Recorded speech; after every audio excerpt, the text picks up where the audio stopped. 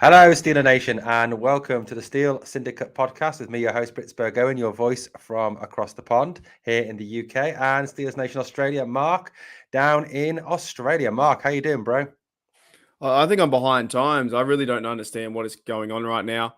There have been so many moves, and we are going to discuss today. Guys, if you're in the live chat, hit that like, hit that sub, hit something, because I feel like I need to hit something. Like, there is just, and if you guys are watching, after the live, or you guys are checking out our channel, we do appreciate it. But there are some big topics to discuss right now with our Steelers. I still have faith in our Steelers and our coaching staff. I'm not questioning the staff. I'm just questioning from a fan's perspective, from what I see. And we're going to talk about the players that have made the roster, and we're going to talk about the guys like Austin and Kazi who have now move to IR, I believe. But Owen's going to set the standard out, and standard is standard. Owen's gonna what do they say? I'm like put them up, knock them down in bowling or whatever. But there is a lot, man. G'day, Josh. There's a lot going on, and I've got thoughts, and I know you do too, Owen, because Marcus Allen's back. Don't. It ruined my whole day, man. It's ruined my whole day. That has. I was just going to say one thing though, just before we start tonight. We're all fans of the Pittsburgh Steelers. We all love Steeler Nation, and we all love Mike Tomlin and what he's going to do. And to quote what Mark always says, Mark always says, and this should be his catchphrase. It'll be on. I think it's going to be on your tombstone, Mark. Mike Tomlin is a winner. Deal with it. And I think that's that's your catchphrase. Look, can I go into that? Because honestly, that's on my Twitter, right? And when Twitter's a crazy place, but dead set, we're at the point where Mike Tomlin is a winner. Deal with it. Let me address what that means. Now, when I say Mike Tomlin is a winner, deal with it. The fact is, he is a winner. He's 154 wins, 85 losses, and 2 ties. What does that tell you, Owen? He's a winner. He's won games. I'm absolutely done with this narrative. The people who say the fire Tomlin crowd, you had your chance. You had your 3 or 4 or 5 years. It's my turn. It's my turn to say Mike Tomlin is a winner, and you need to deal with it, because there are 2 processes right there. You need to acknowledge that he's a winner. Yes, he's a winner. He's won games. Yes, he's lost playoff games. He's lost 8 and 9. He's been to a Super Bowl. He's lost a Super Bowl. And people forget that he won a Super Bowl with the Bucs as a defensive coach. Oh, that doesn't matter. That doesn't count. No, he's been in the league for 22 or 30 odd years or whatever for the NFL. He's a winner. And when I say about him being a winner, he's also a winner in life. He's a leader of men. And people forget that. Not saying the guys in the live chat like J-Dev or whoever who can see that he is a winner, but I'm saying like the fans who think, oh, Mike Tomlin, he's a loser, we're not doing anything, blah, blah, blah. It doesn't make any sense. Comes to the second point, you need to deal with it. To a certain point, we heard you last year and the year before, fire Tomlin, fire Tomlin, fire Tomlin. We heard you. Every single player around the league and coaches would jump at the chance to hire Tomlin. Mm-hmm. Like 100%. If you got cut, and the guy's a legend, he has won, and because you won a Super Bowl 10 years ago, right? It still means something, right? If I scored with a super hot chick 10 years ago, it's still up here, Owen. It still counts. I dream of it every day. It still happens. So people, he's never won. He's not 5 playoff games. Get over yourself, mate. So I ride every time, and I get flack every single time. It's unbelievable. Man, we're going to get fired up today. Oh, yeah. Got to come after. Yeah, I've had a Twitter war, and we're ready to go now, aren't we? So, there's been a lot of moves made today. There's been a lot of, over the last few days, a lot of moves, and some that have left many in Steeler Nation really scratching their heads, Mark, just as to what is going on. Now, look, I'm going to be the first to admit, look, I'm not a coach. I'm not a GM. I'm a fan, and I'm a content creator who spends time, as Mark knows, probably too much time looking at articles, watching film, doing this and that. And I give my opinion on that. And whether you agree with that or disagree with that, that's fine. And I've got no problems with that. But I think, like Mark has said multiple times, we need to respect each other's opinions. Mark and I have different opinions on things, as many of you are aware, on Steelers. And we respect each other's opinion. And that's really important, I think. So, Mark, tonight, been several announcements as to the Pittsburgh Steelers, but the biggest one, obviously, that affects the roster tonight was the cutting of Derek Tushka and the re-signing of Jameer Jones, which I personally find a little bit bizarre. What do you think, Mark, of that move that's been made tonight? Well, I thought that Derek can't pronounce his last name, Derek Zutska, right? We'll say that, Yeah. or Derek, right? We really need I need a nickname for him, but now he's gone. So what do you do? But I thought he was playing out of the best guys in the outside linebacker room. I thought he was playing the best. Mm-hmm. So why would you, why would you cut a guy who's maybe the third best guy? Now the Steelers did bring into, and we'll talk about this too, Malik Reed, right, from Denver. Yeah. So he might be the third best guy behind Highsmith and TJ Watt. But in the preseason, I thought that he played pretty good. And also, there's so many different things. They cut Jannard Avery. I thought he was playing all right. Yeah. It's like, I thought he was playing okay too, Jannard Avery, right? So, and Jameer Jones, I thought he was with the team last year, right? He I'm was. pretty Yeah. sure. He was. Yeah. Did he not play? Did he not play? Wait, did he play in the playoff game? I'm thinking of someone else. No, he didn't play in the play. He played at the start of the season, from what I remember. I'm just going to find his stats, but he played at the start of the season, and then he was cut. So he played 3 games for the Steelers. There we go, 3 games for the Steelers last year. He started 1, and then was cut, and he went to the Rams. So yeah, and he played 10 games for the Rams, no starts. Had 5. So across the entire last season, he had 8 combined tackles, and 6 solo tackles, 1 QB hit, no sacks. So what's the big difference then for Jameer Jones to Derek Zutska? Derek Tusker last season played 15 games for the Steelers. He had 1 forced fumble, 2 sacks, 18 combined tackles, 9 solo tackles, 1 tackle for a loss, said 2 sacks, I think, and 2 QB hits. So his production was actually better than Jameer Jones's. So he had a more body of work and quite possibly a better training camp. Because I thought he played pretty well in the preseason. Not the best guy out there. We're not saying he's the number one, but it's like, what are you just changing a guy because it's this similar position? Like he's going to be 4th on the squad, right? Yeah, he is. Yeah. So look, shout out to Jameer Jones, but I thought that was kind of comical. However, that's the one that doesn't annoy me the most. There's a few more that you're going to bring up today that's going to annoy me. Oh yeah, and then you've got a situation as well today where we've also, we've signed the practice squad players that we can take or leave that, because we may never see the practice squad players ever again. Mark Gilbert has returned from the Lions, and some guy called Jason Rigg was signed from the Bengals practice squad. Now, Mark, do you know what, Mark? I was having a really good day today. I was having a really good day today. I spent time with my kids. It's been a good day. And then somebody has ruined my whole day, Mark. Somebody has literally ruined my whole day. It's Marcus Allen. It's Marcus Allen, yeah. He's back, Mark. He's back. He's like, I don't know. I was going to use an analogy then, and I thought better of it, but he just,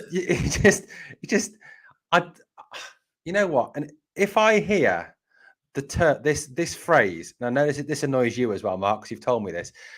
If I hear the phrase, he's good on special teams, one more time, I am going to scream and punch somebody. I really am. Yeah, it's to a certain point. I think we've been watching with Marcus Allen the last few years. He is that hybrid guy. Tomlin likes those guys like that. He can play safety, can play middle linebacker, or whatever, can switch and do that stuff.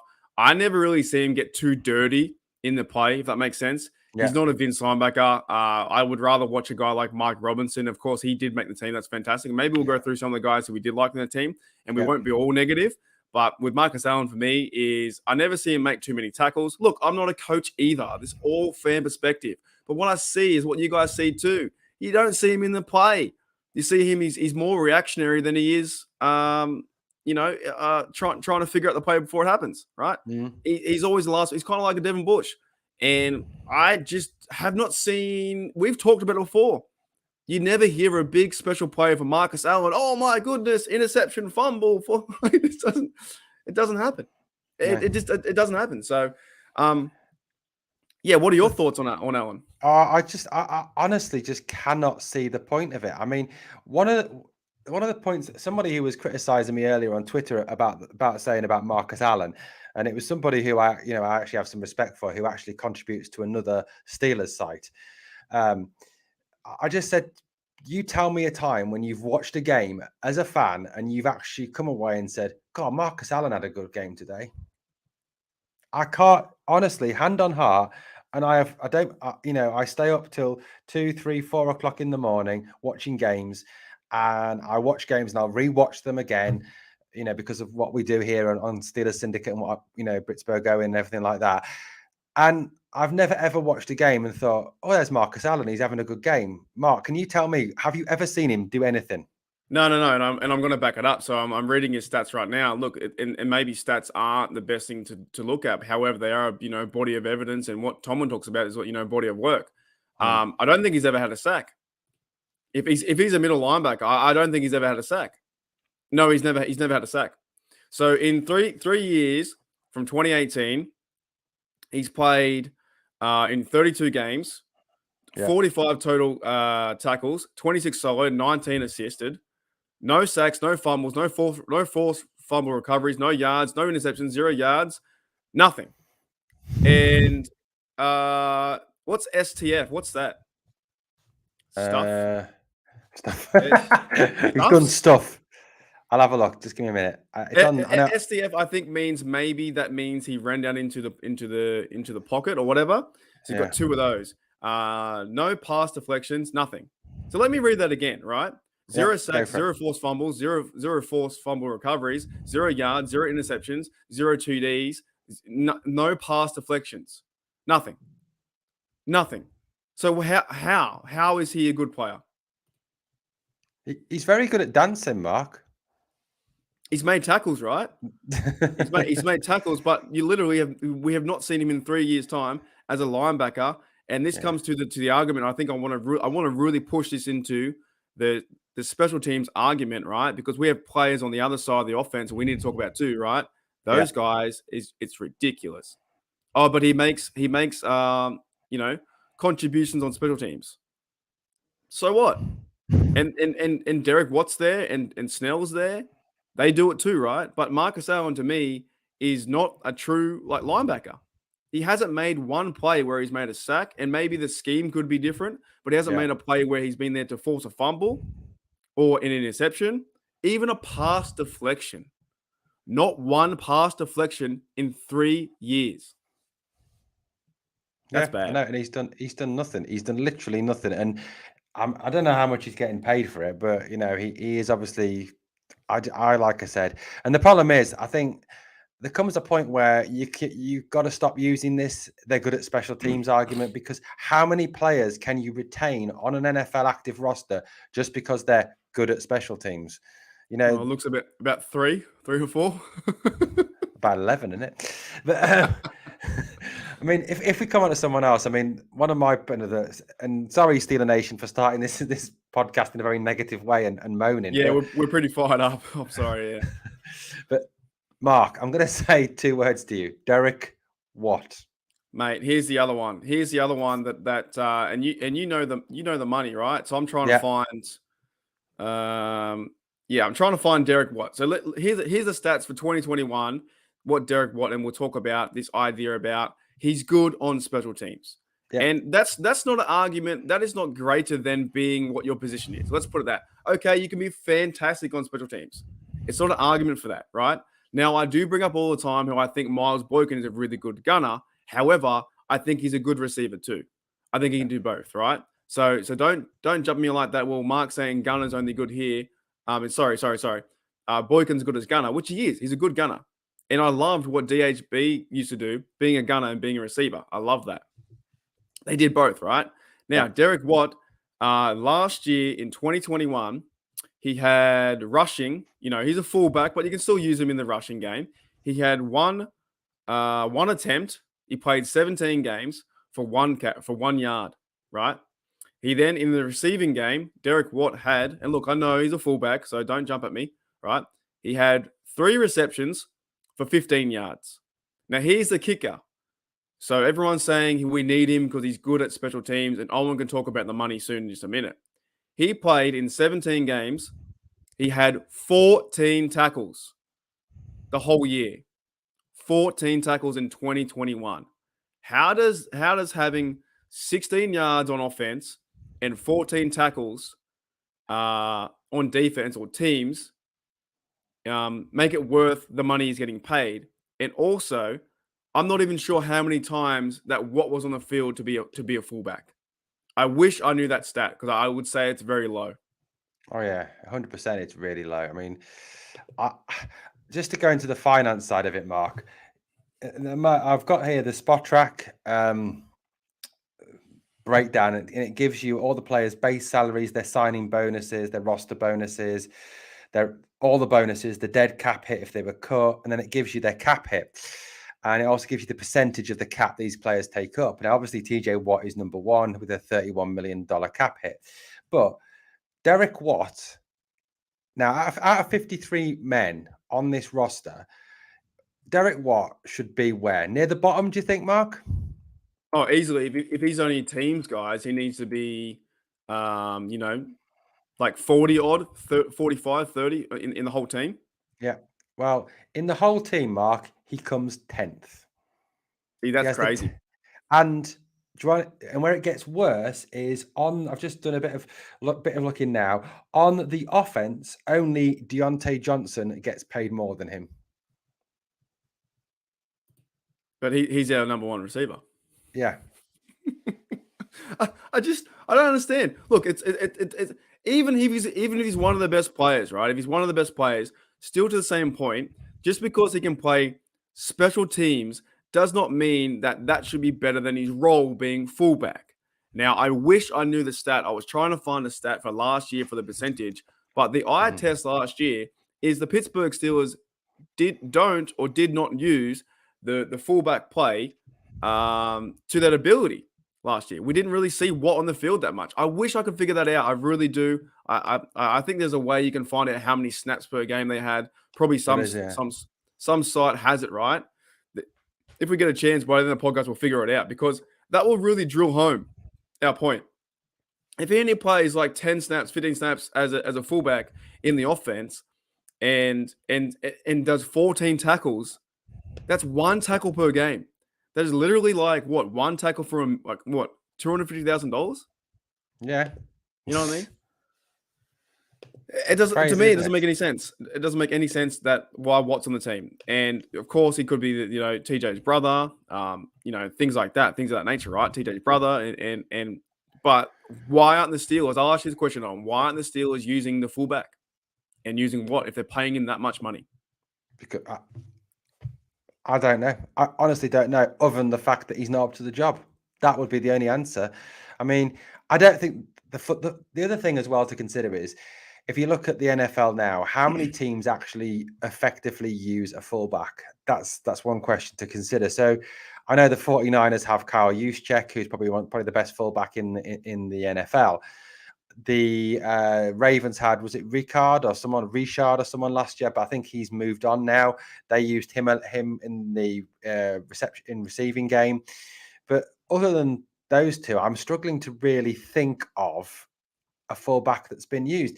And now, if you think as well, there was a number of opportunities last year where you could have actually used a fullback. So there was a number of fourth and short situations, 4th and 1, 4th and inches situations where the Steelers either didn't go for it or they did go for it and it didn't work, where that would be where you would use that bulldozer type fullback, like a Mike Allstott, like a Tom Rathman, who used to play for the 49ers, who was a very effective fullback, like a guy like that. Now, if Watt's a good fullback, why isn't he being used?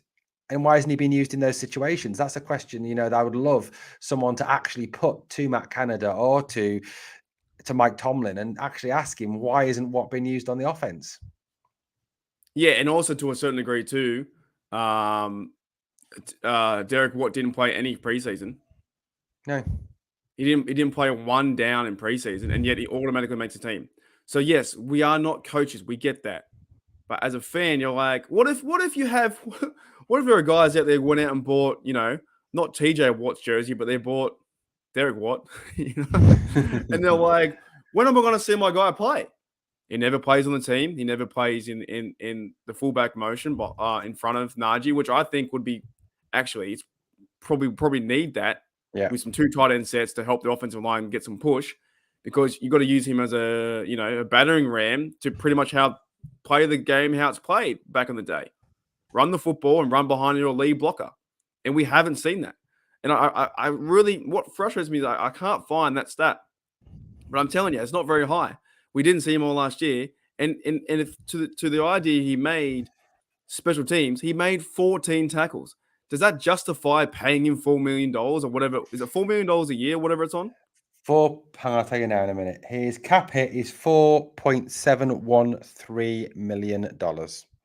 So 14 tackles, right? So 1 tackle per game. Does that justify being bigger than his role being fullback and the I guess, sometimes maybe a halfback if they give him the football? Does it? Okay, Mark, I've found the percent. No, it doesn't. And I've just found the percentages for counts now. Okay, so in 2020, Watt played 6% of offensive snaps. In 2021, he played 7% of offensive snaps. That's it. That is the nail. You heard it here first on Pittsburgh Steelers Syndicate. That is the nail in the coffin. 7% of his time on offense. 7% was on the offense. That was it. 7%. So 7% of the offensive snaps the Steelers took last season, he was involved in 7%. So only. what's that? 60. That's 6 plays a game. What more do you need? What more do you need? Coach Tomlin is a winner. Deal with it. And Derek Watt it doesn't play. Yeah, we are. I'm sorry, guys. We're really fired up today. We're really fired up because we got called out on so many avenues. We're not big fans. We got called out on Twitter and YouTube how we're not fans of the team. But Derek Watt, that just 7% last year in 2021. He made 14 tackles. So you're telling me that those 14 tackles are bigger than the actual position being fullback and getting Matt Canada's offense into motion return arounds or whatever.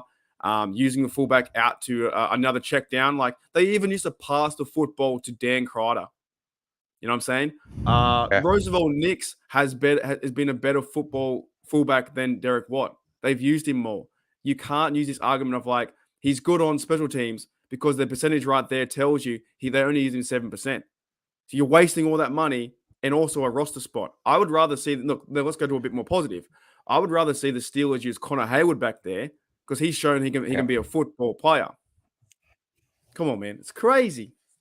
And as Reginald Rivers says in the live chat there, when was the last time, like you said, I think you said Roosevelt Nix, but when was the last time the Steelers used a fullback in their offense? It's not a thing they do. I've just found as well the statistic for Marcus Allen. He played 6% of defensive snaps last year. So is he not in the same boat? So we really literally have 2 players who are designed for teams. Is that right? Yeah, that's it. That's all they're for. Benny Snell, 9% of offensive snaps. So that's. Do you want to go into the next guy? Should we talk about Benny Snell? Now, look, I get it. 100% get it. Again, the argument is he's good at special teams. But is that why you pick someone to play running back? Now, given the fact, and I think this is where the argument falls down a little bit, this he's good at special teams argument. Running back, we have Najee Harris. And Najee Harris, we know, will get the majority of touches. But if we are going to be in a situation where we want to keep Najee Harris healthy for an entire season, we cannot run him into the ground. The guy had 381 touches in the regular season last year. And by the season's end, he was showing wear and tear. He was injured against Baltimore. He only played the last quarter. Then in the Kansas City playoff game, he was not fully fit. He was not effective at all in that game, and he even fumbled for the first time. Now, if you want to keep your lead running back fit and healthy, you've got to have a running back 2 and even possibly a third running back who can come in, say your RB2 takes 10 to 15 carries a game, and then your RB3 comes in and takes 5 to 10 carries a game to take your weight off your running back 1. Now, Jaylen Warren, I love Jaylen Warren. I think Jaylen Warren has done a fantastic job, and I think he will be a good player. But he is an undrafted free agent. He is an unproven rookie at the NFL level. And so far, all he has faced is vanilla defenses. And I'm not belittling what he's done because I think he's great. But you're therefore then, if he doesn't work out, and I really hope he does, and I'm not trying to be negative here, but if he doesn't work out, the plan is then what? To put Benny Snell in to spell Najee Harris? Probably not. No, it's then run Najee Harris into the ground. And I think what's caused the most of the anger in Steeler Nation was the fact that Ant McFarlane was having a very good training camp and a very good preseason. Good camp. Mm-hmm. I don't know whether you agree, Mark, but I think McFarlane is far more worth that roster spot than Snell ever was. I'm done with the Benny Snell experiment. Last year that Najee was going full tilt the whole time, running like 80% of the offense. I don't think you can do it this year with the offensive line. I think Najee's the guy, right? But I think as well, you don't want to put that pressure on Jaylen Warren too to go out there and do 14 carries. You want Jaylen Warren out there in the third quarter if we're winning or whatever or stuff like that, or in design plays where you can get him the football and get him running like maybe 4 to 6 times and getting positive yardage and say, mate, thanks, mate. You've done your stuff for today. You caught a few footballs. You got Trubisky out of the rut, and you're making some first downs and plays and some positive plays, right? But with Benny Snell, we have consistently seen, and also not a coach, but as a fan, we have consistently seen that Snell has done nothing over and over and over. And just because he made one good team's tackle the other day, he lit the guy up, right? But so did Robinson, and he made the team too. It doesn't mean him playing teams is a better position than being a running back number 2. McFarland, in my opinion, was having a really good camp from what I read and saw on the internet. I was reading reports, watching him play, and then watching him play the preseason game.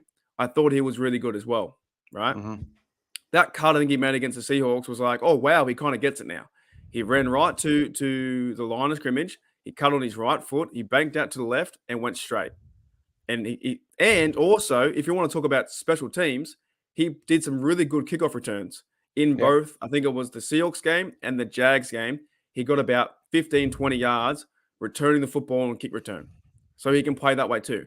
And then you go ahead and cut him, in my opinion, over Snell. If you want a guy like Snell to be a bowling ball, stick with Warren and Najee Harris, and then use McFarland as that scat back, that half back that can get you in some cool reverses that can really change up the offense a bit better than just the normal average running back Snell. And I said it the other day, I think on my YouTube, I was like, this is the point where my expectation this year of Snell is 500 yards, 6 TDs, and 300 yards receiving. If I don't see that, then you're a waste. You're an absolute waste of a spot. Not the player, not the man, not the person, but the idea of the spot is a waste to me. You know what I'm saying? Like, you need to have a good running back number 2. And yet again, all those players we talked about today are ones we want that most fans want to cut. Yeah. So. Agreed. 100% agreed on that. And I think yeah, okay. I think we are very lucky in the fact we do have some exceptionally talented players. Let's not get away from that on the offense in terms of wide receiver depth, where I think the position is exceptionally deep. And Harris obviously is an outstanding running back. Miles Jack is an outstanding linebacker. But I think the point we're trying to make here is that behind those guys, there isn't the depth. And can you really afford to be carrying the likes of Benny Snell, Marcus Allen, Derek Watt, when you have not got the strength in depth in those positions behind your lead guys? And that's the issue I think we have in this team. And that could those roster spots, I don't want to speak for Mark here, but could those roster spots have been better used on other players rather than the ones that have been put on the roster? And going back to the Ann McFarland point, that guy had finally started to show what promise he had coming out of Maryland, and now we don't see it. Yeah, and players, as someone okay, I'm not a coach, but I have coached at a lower level. I've coached soccer, cricket, rugby in this country, and players play on confidence. And if you destroy their confidence, that's it. You're back to square one with them, and you've got to build them back up. What will this have done to Ann McFarland's confidence, Mark? What do you think? Well, I don't know why you put him on team on the squad. You're pretty much saying you're not good enough to play, right? And I think to a certain extent, like, I really don't understand how Snell got chosen over McFarland. Like, I'm happy. You know what? I'm happy. I'm happy that Warren is on the team. I think he had to be for what he showed in the preseason. Yeah. But then it came down to a choice. Do you choose McFarland or do you choose Snell? And why they went with Snell? Because of what teams Makes no sense. So I don't get 100%. 100% agree with you, Mark. As Daredevil says in this, that Tusker was cut and Jameer James was claimed off waivers for Jacksonville. So he wasn't even good enough for Jacksonville, but apparently he's good enough for us. Who, Jimmy? Jameer Jones. Yeah, look, that one I'm not too overly worried about. I'm more worried about the what that he played 7% of the snaps last year and he's getting all the money. And then why can't we use Watt in a fullback sense where he's halfback toss or leading the way to carve the way to pretty much a fullback to me. And I'm not a football guru, but I love the idea of Dan Crider or Roosevelt Nix who used to run up the line, take out one player, right? 1 for 1, head for head. And the offensive line does their push up the field. Najee Harris has one less player to take care of, fullback on middle linebacker, and take away that player, and then go forward. And it's like these are, I think, the most important spots now in I guess in topic of discussion. And you and I agree on a lot of stuff, but we want to hear your guys' comments if you don't agree with us and you think that Snell is a good running back, or you think that Watt is valuable. I'm not taking away that he is a good special teams player. I'm just saying, why don't the Steelers use him? And the stats show you that 7%. And even to a certain extent, Marcus Allen has done nothing on the defense. Yes, he can make tackles, right? But you and I could be standing around. Everyone can make tackles. We need this defense to go out there and make plays to set up a short field for Mitchell Trubisky and this offense. Yeah, I mean, Darwin Nolan there slightly disagreeing with us, but like I said, we're not disagreeing with the special teams thing. We're disagreeing with the fact that cannot be used as a sole argument for keeping someone on a team. They're good, right? If they're good there, but that shouldn't have value over their actual position. That's what we're saying. In their actual position, they don't use fullback, and Benny Snell got 90 yards. So it's like, to me, I want to see you be good at both. Why are you just going to focus on being good on special teams when you're designed as a football player to be running back number 2, which he's not? He's not a good running back, right? And Derek Watt is designed to be a fullback, which they don't use him. So why can't you find someone else who can do teams and also do their position, like Miles Boykin, who does teams, great gunner, great tackler, but a good receiver. And also Tomlin likes Boykin too. So we're not disagreeing with you that they're not bad players on teams. We're like, you can find people on teams. Let's be honest. Surely you can find people on teams. Darwin Nolan said in the live chat, no, everyone can't make tackles. Well, if that's the case, Darwin, why is Marcus Allen on the team then? Because that's what his job is, to make tackles. He's a defender. And I think this is Darwin Nolan again. Special team is important. Did you see the hit Snell put on the Lions? But Darwin, that's one hit, one tackle. That was it. What else has he done? What else has he done? And then to that point, right? Did you see Snell lose 3 yards? He was minus the whole game. He didn't run the football well. He in my opinion, he's not. His college level football is not good in comparison to NFL. He can't. He's too slow. He can't read the play. He gets and now look, our O-line is terrible. I hear that, right? But he cannot. And Najee's under pressure, but Najee makes plays. But Snell, he just can't get yards. I think it was -4 in that game, off 3 carries. So I'm not taking away his special teams ability. I'm just saying that team ability can't, I guess, overrun his running back ability. I would like to see him be a better running back, and it's just not happening. So that's why I think I'm shocked about it. Look, we appreciate your comment, man. This is why we have this discourse, and we can talk back and forth, even though we vary opinions. But I'm like, I just don't see it. I see more value in McFarland playing teams as a kick returner, which he played really well. I can't remember the stats, but I know he had a few big plays, kick returning down the field, I think in the Seahawks and the Lions game. And he was playing good running back, promising skills. The guy's going up, and they cut him. Yeah, I don't get it. I don't understand it. Maybe I don't understand football. But, I think... I'm not even going to comment, but... let's, Mark, I'm very aware of the time, obviously 34 minutes gone. Let's try and finish on a positive, shall we? Let's try and get, because I'm very aware of the fact we've pretty much whinged for nearly 35 minutes. But not without fair fair. And we've kind of put across some really good points as well. I feel that both you and I put across some decent points as to what our opinions are.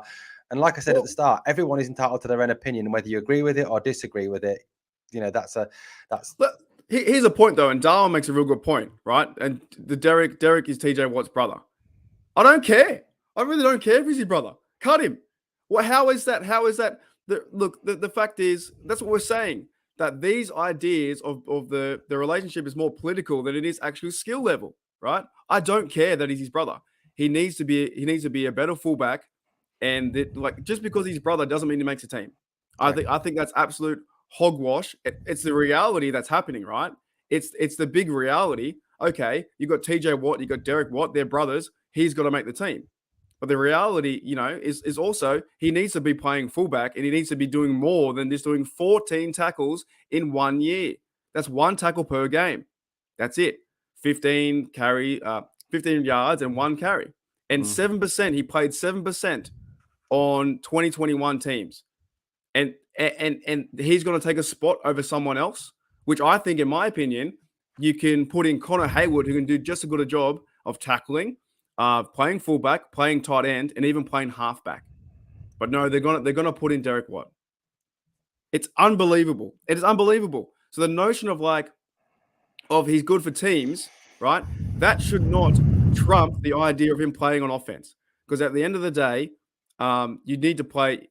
He's playing fullback, and he needs to play more than 7%.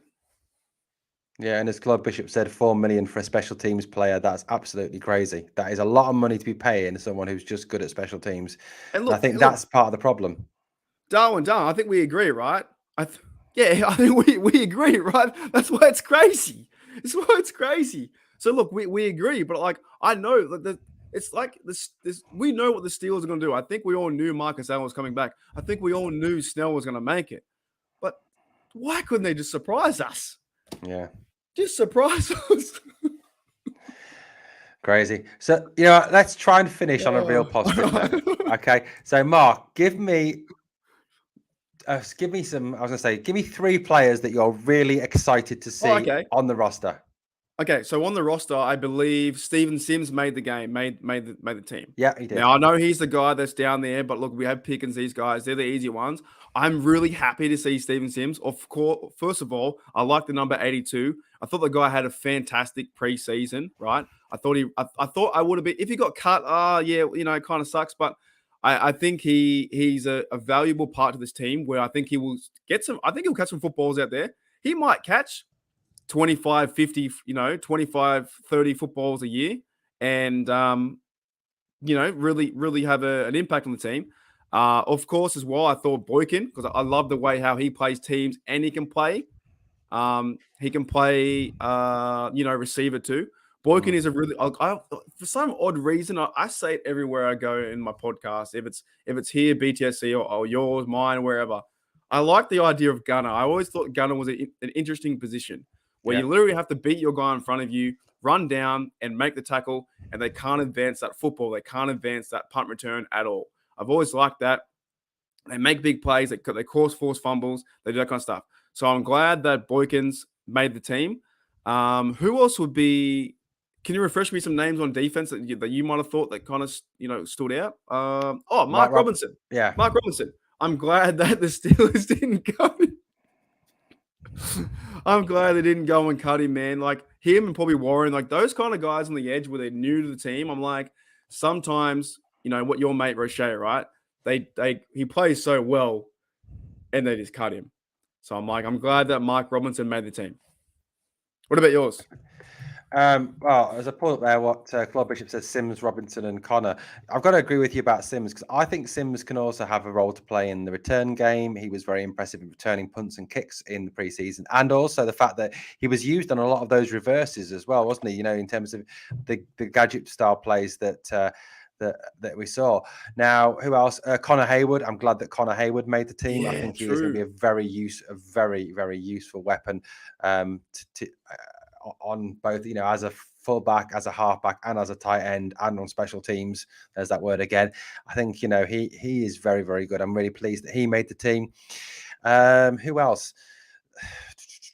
Like I said, I agree with you about Boykin. I thought Boykin has had a good I think Boykin impressed as a receiver as well. I think he really, He that was did. the question mark over it. I think there was a lot of people held that question mark over him because obviously, Lamar Jackson can't throw a football to save his life, and he didn't get much work in Baltimore. But I think, he's come here and he's done well. So yeah, definitely. Claude Bishop asks, was Tyler Vaughan's picked up? I honestly don't know. I cannot find any information on Tyler Vaughan's at this moment in time. I've been Googling think so. it. No. Or you mean like in the NFL? Yeah, I can't find whether he's been picked up or what's happened. And Darwin Nolan, I like that. I like he kind of has the same kind of build too, like a younger James Harrison. And he tackles. He's physical. He used to play running back, so he doesn't mind that. He did, yeah. Yeah. So he'll be one that you go. The other thing about Mark Robinson, Mark, I don't know if you know this, but I don't know if you feel the same. But wherever he goes, anywhere, he seems solely intent on causing the most amount of violence he possibly can to the person he hits. Did you see that that video on Twitter where he ran through the receiver to get to make the play? Yeah. Oh yeah. He's nailed him, didn't he? Yeah, but that makes sense too on that play, right? You're taking away that blocker too, so you're doing your part to get through, and then go make tackle. His pursuit to the football is really good.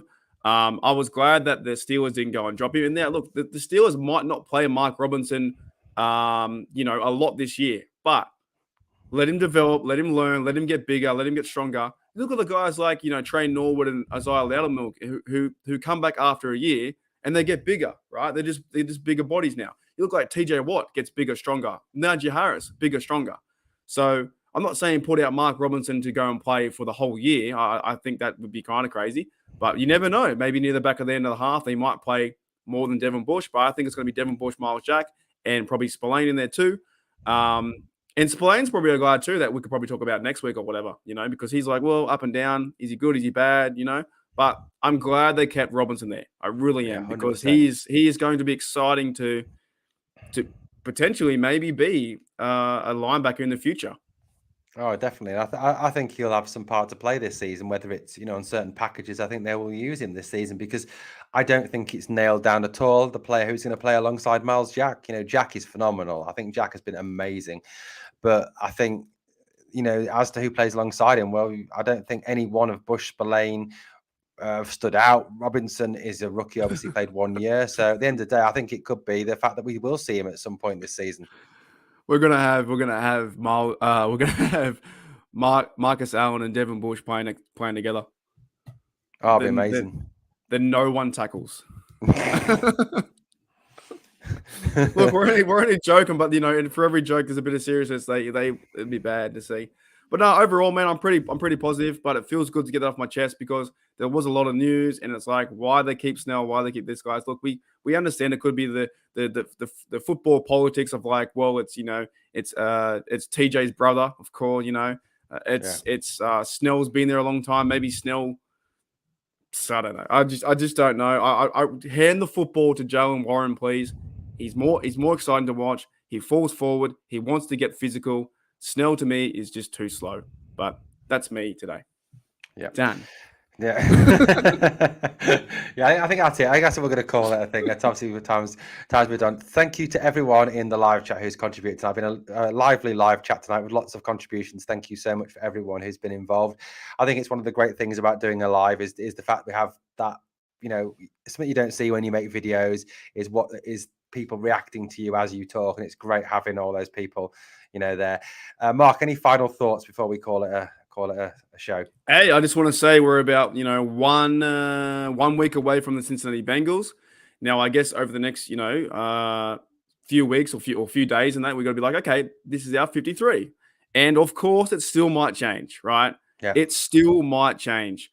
I'm not saying they're gonna go cut Snell or whatever, but then they're in preparation to the Pittsburgh Steelers versus Cincinnati Bengals. That is going to happen in 1 week's time. In America, it's going to be 1 p.m. It's my 3 a.m. in Australia, and I believe it's like your 7 p.m. in UK or something similar. 6 p.m., right? Yeah. So we have a game to talk about, and I truly do think we can win that game. Yeah, I'm biased. Look at my towel. I'm biased, and I don't care. I really don't care. Like we'll be. Oh, man, I don't care. We'll probably do over the next few days too a record prediction. Myself and Owen put a video out and see what happens. But I don't care. We have to get behind our team. But the O-line's a bit crazy. We have Najee Harris. They might probably start Trubisky. And let's go into Cincinnati and shock the world yet again, like we did last year with the Bills. Yeah, I agree with Mark. Absolutely. Thank you, Darren, for that. And the other thing I want to say is it's nice to have some actually nice comments for a change. Yeah, and look, for a moment, ourselves and Darwin Nolan, we disagreed on a few things. But you work it out because you're men and you work that out. You go back and forth and you disagree and you come to a resolution.